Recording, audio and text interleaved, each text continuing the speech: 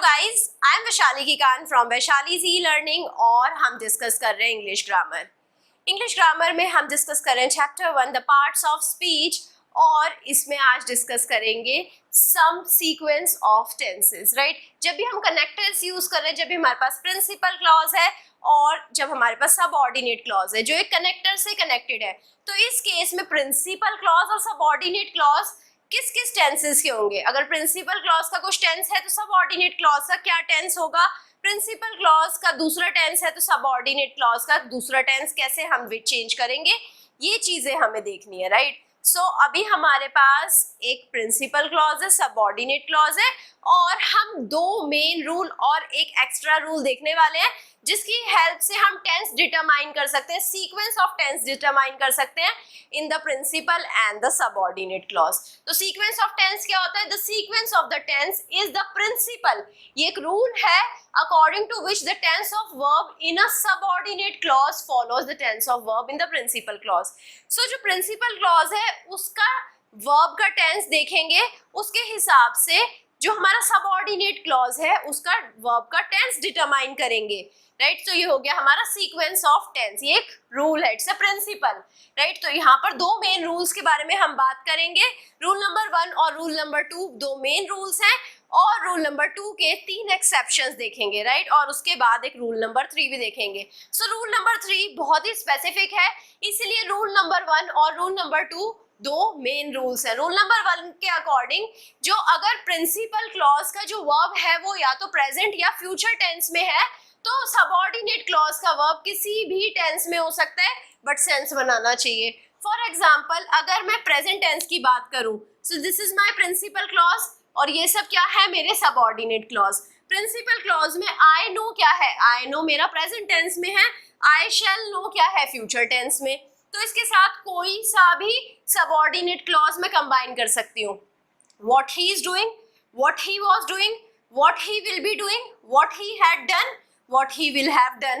right, so I know के साथ सारे आ सकते हैं, I shall know के साथ भी सारे आ सकते हैं। for example I know what he is doing, I know what he was doing, I know what he will be doing, I know what he had done, I know what he will have done. right, अब I shall know के साथ भी देखते हैं कि क्या सारे sense बना रहे हैं। I shall know what he is doing, I shall know what he was doing, I shall know what he will be doing, I shall know what he had done, I shall know what he will have done. Right, so इस case में सारे sense बना रहे हैं। अगर आप इसका English से हिंदी में कन्वर्ट करेंगे तो आप देख पाएंगे कि सबके सब सेंस बना रहे हैं। राइट, तो ये हम कंबाइन कर सकते हैं सबके सब आई नो या आई शैल नो के साथ। Right, so now coming to the rule number 2। Rule number 1 बहुत क्लियर हो जाना चाहिए, प्रिंसिपल क्लॉज प्रेजेंट या फ्यूचर टेंस में है, सबऑर्डिनेट क्लॉज को किसी भी टेंस में ले लेंगे। बट रूल नंबर 2 के अकॉर्डिंग अगर प्रिंसिपल क्लॉज हमारा पास्ट टेंस में है, सबऑर्डिनेट क्लॉज भी हमेशा पास्ट टेंस में होगा। राइट, इसके कुछ एक्सेप्शंस भी हैं, वो भी देखेंगे। पहले इसका जनरल एग्जांपल देखते हैं। I knew he was telling a lie. I knew क्या है? Principal clause. He was telling a lie क्या है? ही वाज टेलिंग अ लाई हमारा सबऑर्डिनेट क्लॉज है।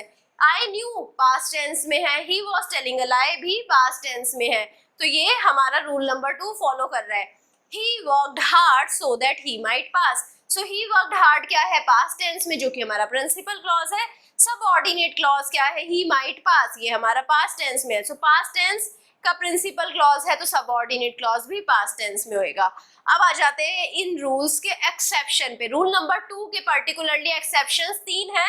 पहला एक्सेप्शन, अगर जो सबऑर्डिनेट क्लॉज में जो हमारा वर्ब है वो या तो यूनिवर्सल ट्रूथ या हैबिचुअल फैक्ट को बता रहा है, तो अब हमें देखना है कि सबऑर्डिनेट क्लॉज में बता क्या रहा है। अगर वो यूनिवर्सल ट्रूथ या हैबिचुअल फैक्ट को बता रहा है तो ये हमेशा हमें प्रेजेंट टेंस में रखना पड़ेगा, इवन इफ प्रिंसिपल क्लॉज हमारा पास्ट टेंस में है।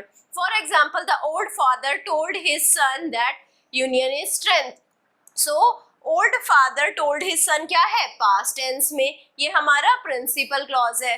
बट यूनियन इज स्ट्रेंथ क्या है? ये एक यूनिवर्सल ट्रूथ है। सो यूनियन इज स्ट्रेंथ क्या होएगा? हमेशा ये प्रेजेंट टेंस में होएगा, जबकि प्रिंसिपल क्लॉज हमारा पास्ट टेंस में था। तो ये तो एक्सेप्शन हो गई हमारे रूल नंबर 2 की। Right, so now coming to the second type of exception, I was sorry to hear that he had a bad temper. तो ये क्या हो गया, ये हैबिचुअल फैक्ट हो गया. He has a bad temper, एक हैबिचुअल फैक्ट है उस पर्सन का. I was sorry to hear क्या है, प्रिंसिपल क्लॉज जो कि है पास्ट टेंस में. प्रिंसिपल क्लॉज पास्ट टेंस में तब भी हमने सबऑर्डिनेट क्लॉज को प्रेजेंट टेंस में लिया है क्योंकि ये हैबिचुअल फैक्ट है, राइट.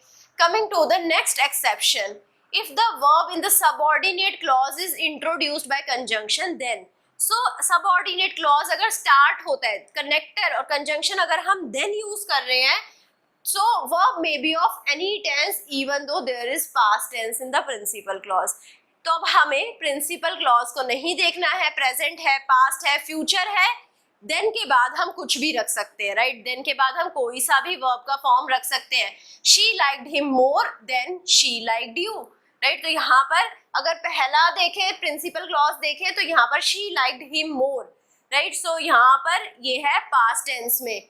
शी लाइक्ड यू ये भी हमारा पास्ट टेंस में है, राइट. नेक्स्ट एग्जांपल पे आ जाते हैं. He helped us more than he helps his own children. So अगर हम पहला प्रिंसिपल क्लॉज देखें तो ये हमारा पास्ट टेंस में है, ही हेल्प्ड अस मोर.